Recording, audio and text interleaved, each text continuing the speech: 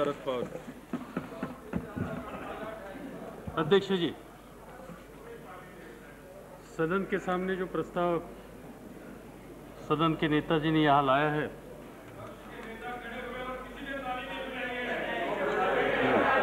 इसको please no please, ये आप किराए के बजंतरी नहीं है, मुलायम सिंह जी, और चापलूस नहीं है। इसको विरोध करने के लिए मैं खड़ा हूँ।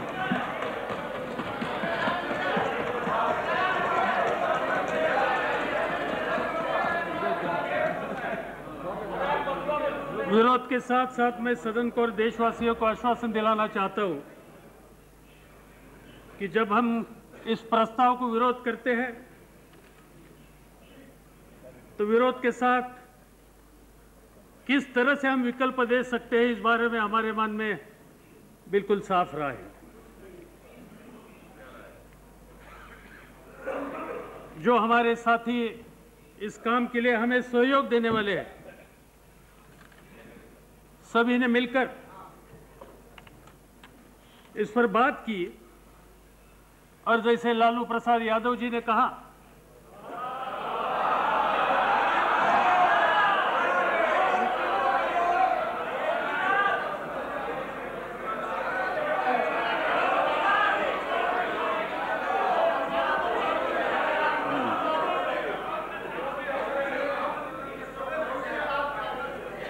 कि देश के ऊपर जो बोझ हुआ है सरकार का,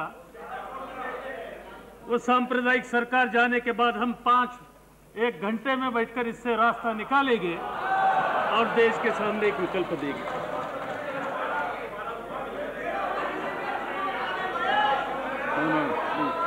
don't disturb him please. No don't disturb him. ये विश्वासदर्शक प्रस्ताव की नौबत आई कैसी? हम लोग वो है जो हमने कहा है 5 मिनट तो 5 मिनट, 1 मिनट में हम लोग चिट करते हैं।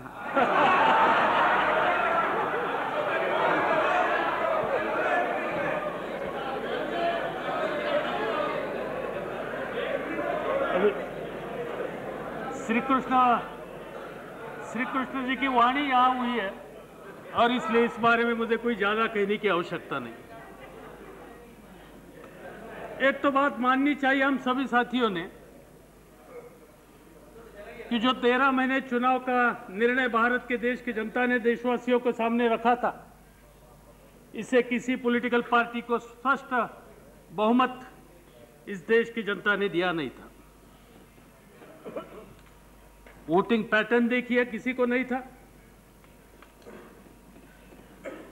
प्रधानमंत्री जिस पॉलिटिकल पार्टी के हैं उनको 25% से ज्यादा, 25.5% से ज्यादा वोट नहीं मिले थे और उनको समर्थन देने वाले बाकी साथी हैं, इनके सभी के वोट देखने के बाद भी उनको कोई स्पष्ट मैंडेट इस देश की जनता ने दिया नहीं था। मगर साथ साथ मैं ये भी मानने के लिए तैयार हूं कि हम लोगों को भी मैंडेट नहीं दिया था और इसलिए जब सरकार बनाने की बात आई तो एक साझा सरकार बनाने की परिस्थिति की सरकार हो सकती थी और सरकार बनाने के लिए जो बाकी साथ देने के लिए अन्य सहयोगी पार्टी आगे आएगी, इनकी मदद से सरकार बन सकती थी। यह महत्वपूर्ण मुद्दा इस सरकार के पीछे था और आदरणीय महामहिम राष्ट्रपति जी ने भी जो प्रधानमंत्री जी को प्रधानमंत्री की शपथ देने की तैयारी रखी, तब उनका पूरा ध्यान नंबर पर था। श्रीमती जयललिता जी का समर्थन का लेटर 2 दिन डिले मिल गया। तो प्रधानमंत्री को समर्थन देने के लिए राष्ट्रपति जी ने अपनी तैयारी रखी नहीं। चेन्नई से खत कब आता है इसकी राह देखनी पड़ी, और चेन्नई से खत आने के बाद ही उन्होंने प्रधानमंत्री जी को शपथ देने की तैयारी रखी। और इसलिए आज की स्थिति में चाहे सुब्रमण्यम स्वामी जी हो,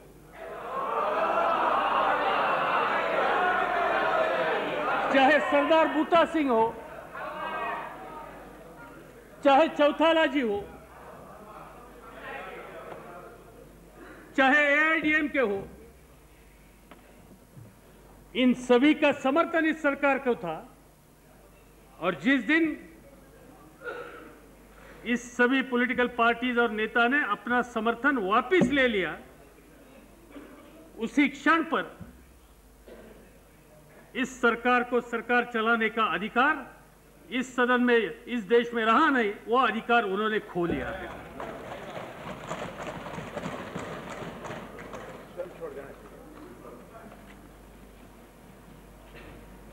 अटल जी की राजकीय जिंदगी पूरे देश के सामने है। उनका सार्वजनिक जीवन पूरे देशवासी जानते हैं।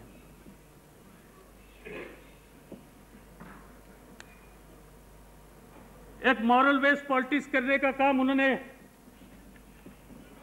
हमेशा करने की तैयारी दिखाई। हम चाहते थे कि जब यह समर्थन वापस लेने का काम कुछ साथियों ने किया और जिसका पता उन्हें लगा, तब शायद वो खुद राष्ट्रपति भवन जाएंगे और सदन के सामने ये नौबत नहीं लाएंगे। तो ठीक है, उन्होंने दूसरा रास्ता का स्वीकार किया।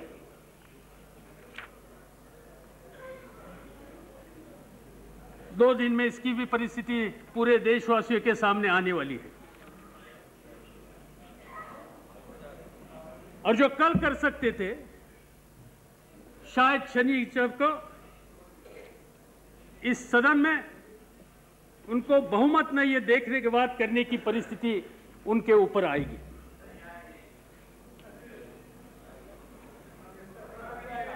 देशवासियों ने देखा कि यह दूसरे बार ऐसी परिस्थिति का सामना अटल जी को करना पड़ता है। 13 दिन की सरकार हम लोगों ने देखी, अभी शायद 13 महीने के लिए भी कुछ कम है।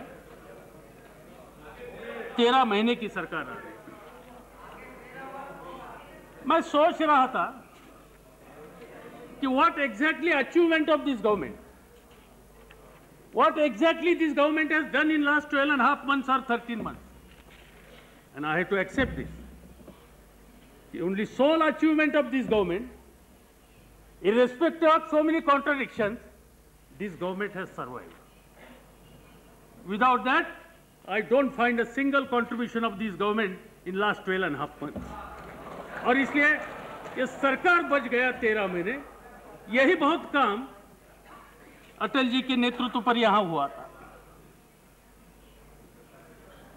पूरी दुनिया की परिस्थिति एक अलग हो रही है। दुनिया में आजकल जगह जगह पर बात चालू है कि 21वीं सदी में जाने के लिए छोटे छोटे देश जो अपने सामने समस्या है, यह समस्या हम हल कैसे कर सकते हैं, अपने देश में जो गरीबी है वो दूर करने के लिए क्या कर सकते हैं, जो बेरोजगारी है वो दूर करने के लिए क्या कर सकते हैं, हमारी आर्थिक परिस्थिति कैसी मजबूत हो सकती है, आधुनिक विज्ञान और तंत्र का स्वीकार करके हम आगे कैसे जा सकते हैं 21वीं सदी में। यह विचारधारा दुनिया में आज प्रस्तुत हो रही है। संपूर्ण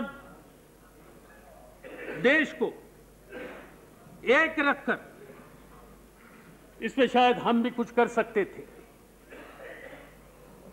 मगर इस 13 महीने के अटल जी का कारोबार देखने के बाद इस देश के हर व्यक्ति के सामने संदेह हो रहा है, क्या कमाई देशवासियों ने की इस बारे में। क्या आर्थिक परिस्थिति सुधार के लिए कोई खास कदम उठाए गए? जो मंदी का संकट पूरे देशवासियों के ऊपर तोप गया है, इससे कोई रास्ता निकलने के लिए कोई मजबूती से कदम उठाया गया है?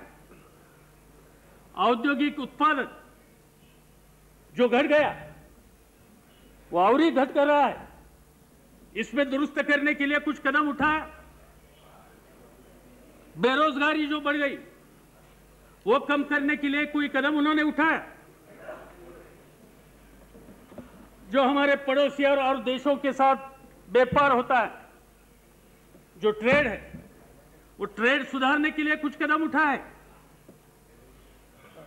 या देश का राजस्व का उत्पादन या उत्पादन बढ़ाने के लिए कुछ उन्होंने कदम उठाए?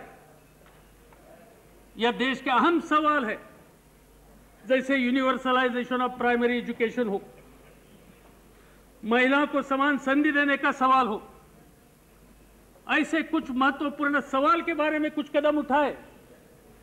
मुझे दुख होता है, इस सभी सवालों का उत्तर जवाब ना है।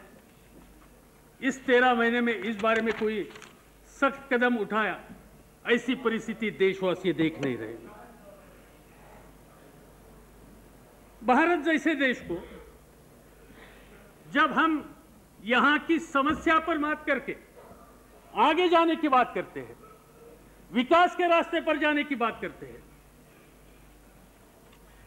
औद्योगिकरण बढ़ाने की बात करते हैं, बेरोजगारी की परिस्थिति सुधारने की बात करती है और दुनिया की एक शक्तिशाली देश बनाने की बात करते हैं, तो सबसे पहले हमारा ये फर्ज है, हमारी ये जिम्मेदारी है कि कम से कम हम देश के सब समाज एक कैसे रख सकेंगे, समाज में एकता कैसे पैदा कर सकते हैं। और पिछले 12 साढ़े 12 महीने में 13 महीने में जो परिस्थिति देशवासियों ने देखी और खास तौर पर समाज के छोटे वर्गों ने जो देखी, अल्पसंख्यकों ने जो देखी, यह परिस्थिति पिछले 50 सालों ने इस देश के जनता ने कभी देखा नहीं था। और इसका एक ही मैं मिसाल देना चाहता हूं कि भारत में ईसाइयों के ऊपर जितने हमले पिछले 13 महीने में हुए,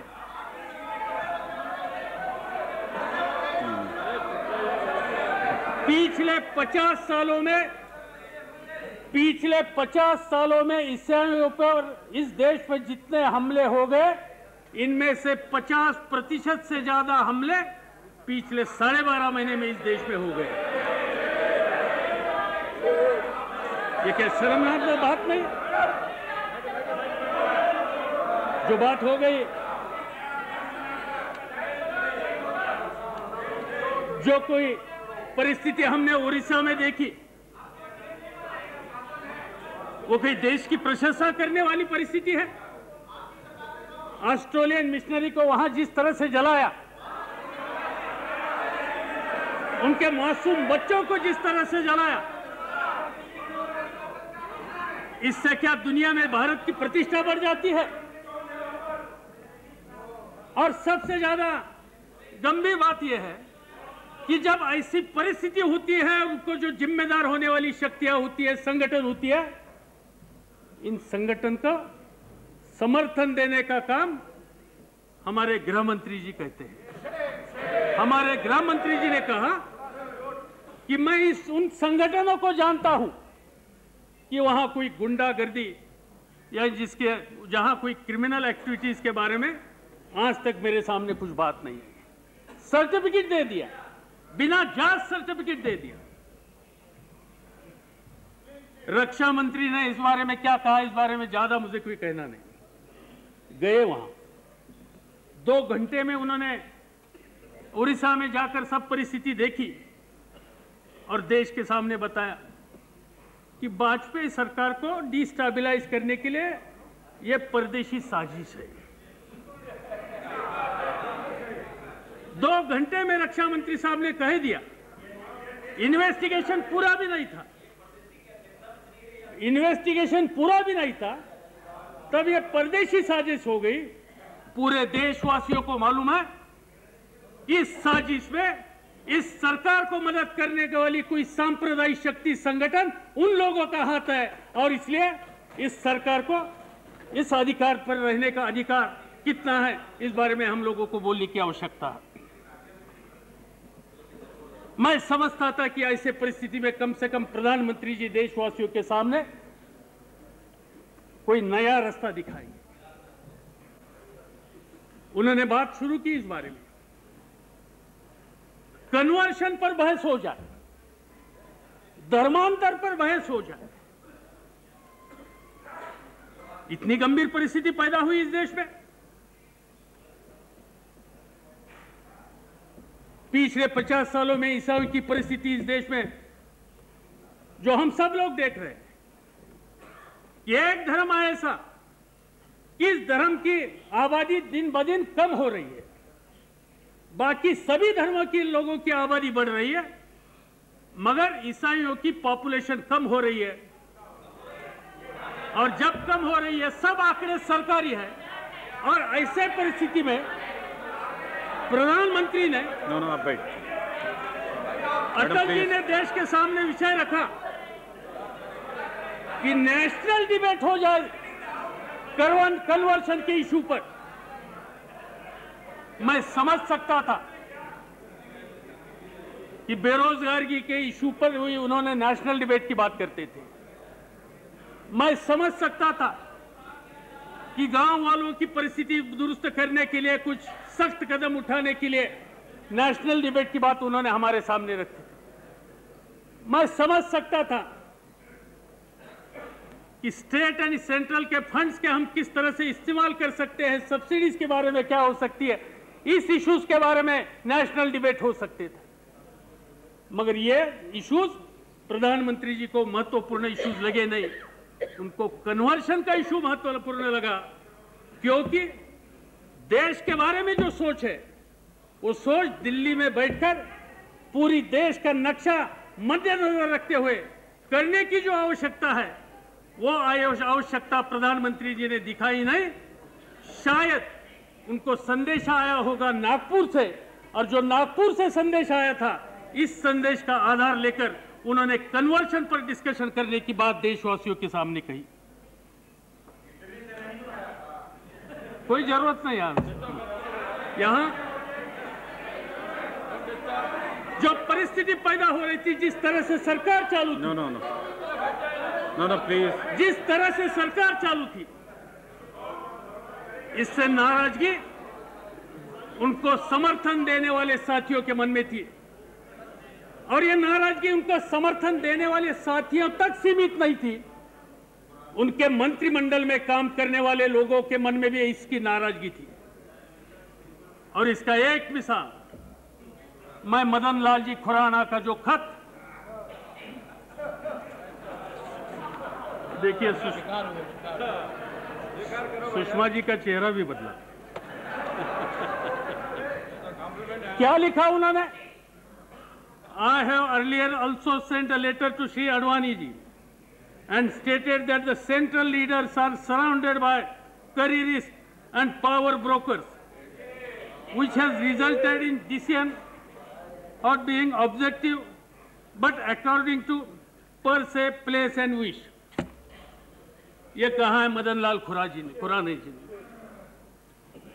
बेचारे तंग हो गए। सही कहा और इस्तीफा दे दिया उन्होंने, और कुछ बोलना चाहते थे सदन में, उनको बोलने नहीं दे दिया। उनका आदेश आ गया कि इस पर बोलना नहीं, मगर मुझे विश्वास है कि आज न कल वो बोलेंगे, और देशवासियों के सामने इस सरकार का उनको जो अनुभव है, यह अनुभव देशवासियों के सामने रखें। तो मैं इतना कहना चाहता हूं कि समाज के छोटे वर्गों को विश्वास दिलाने के लिए यह सरकार कम पड़ गई है। बात हमेशा हिंदुत्व की होती है। जो हिंदुत्व के बारे में हम लोगों ने भी जो बचपन से सीखा, इसमें सहिष्णुता का ज्यादा महत्व हिंदुत्व ने हम लोगों को सिखाया है। आज ये सहिष्णुता जो हिंदू धर्म की एक मुख्य विचारधारा है, एक स्पष्टीकरण दे रहा हूं, उस विचारधारा से दूर जाने का स्पष्टीकरण मेरा नाम आया। Are you? मेरा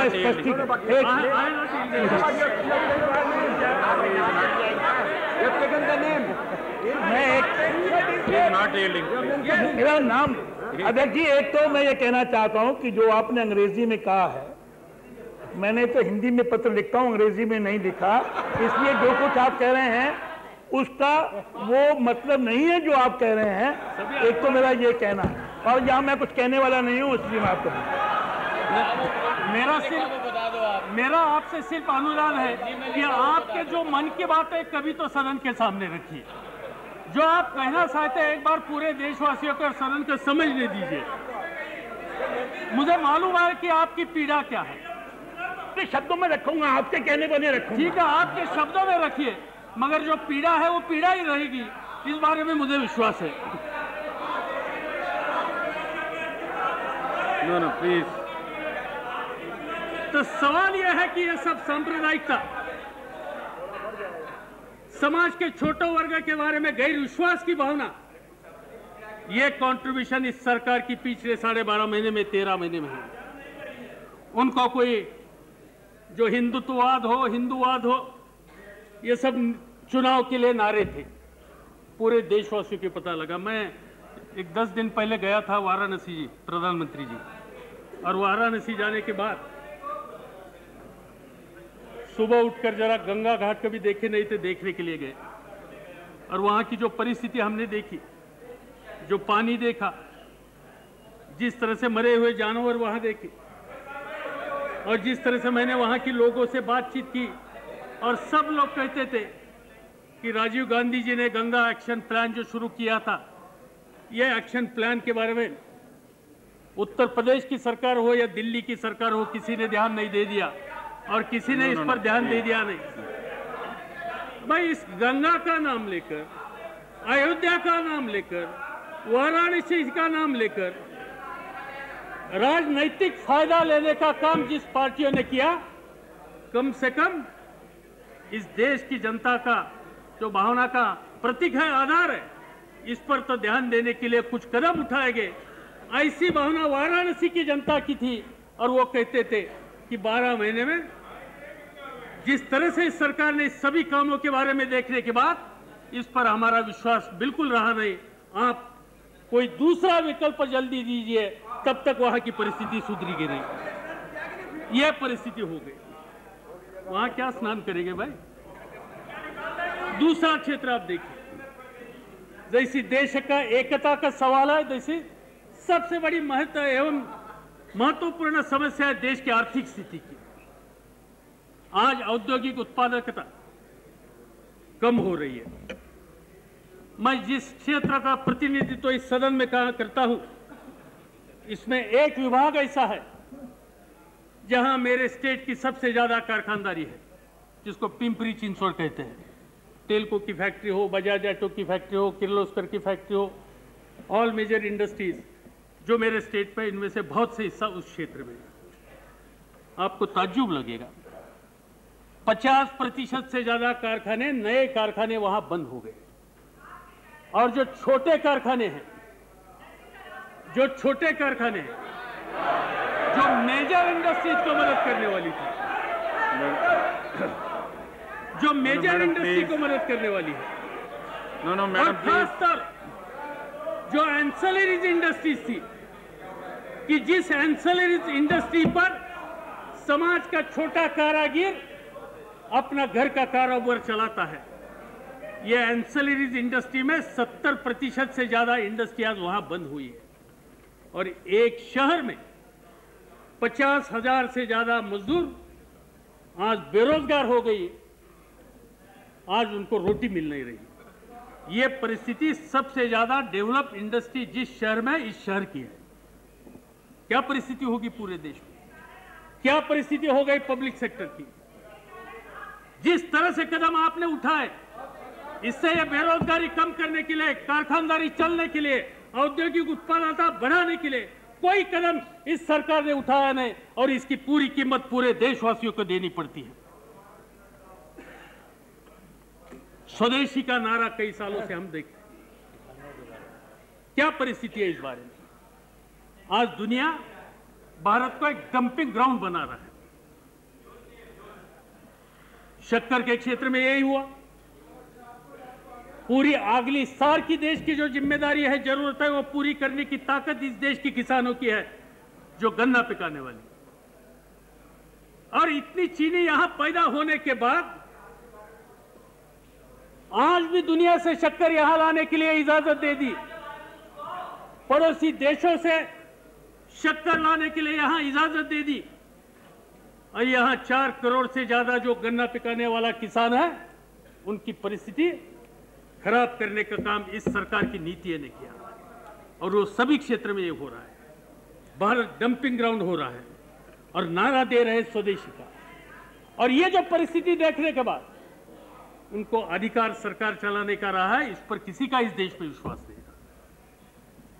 मुझे याद है दिल्ली का चुनाव था, तब प्याज की बात इस देश में बहुत हुई थी। दुनिया से प्याज लाया था, 16 रुपए, 17 रुपए, 18 रुपए किलो तक प्याज यहां लाया था, 30 रुपए तक लाया था। और आज प्याज का फसल ज्यादा हो गया। वहां के नासिक के और जगह के किसान मांग कर रहे हैं कि आप हमारा प्याज दुनिया में भेजने के लिए इजाजत दे दो। इस सरकार ने दे दिया 25,000 पर महीने को, 30,000 पर महीने को, इतना एक्सपोर्ट करने की इजाजत दे दी। और इजाजत कब दे दी?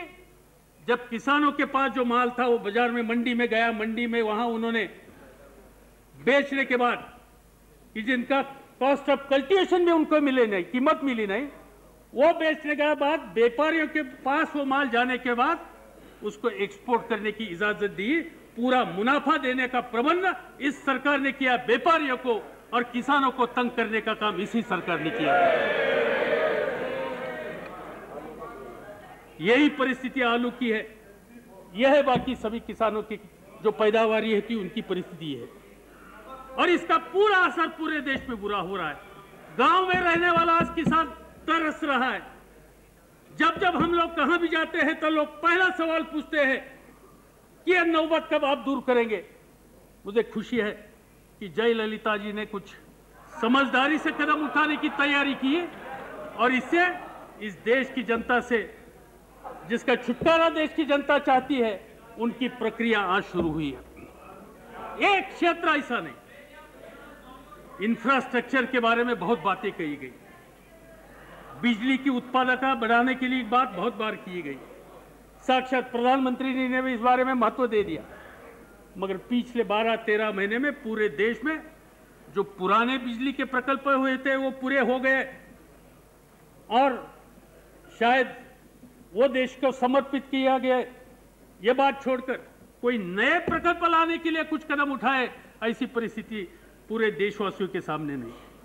उत्तर प्रदेश में आज कई जगह पर सुबह 9 से 4 बजे तक बिजली हर दिन मिलती नहीं, हर दिन बिजली मिलती नहीं।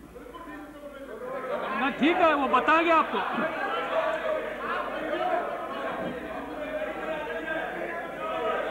बहुत बड़ी स्लोगन्स की,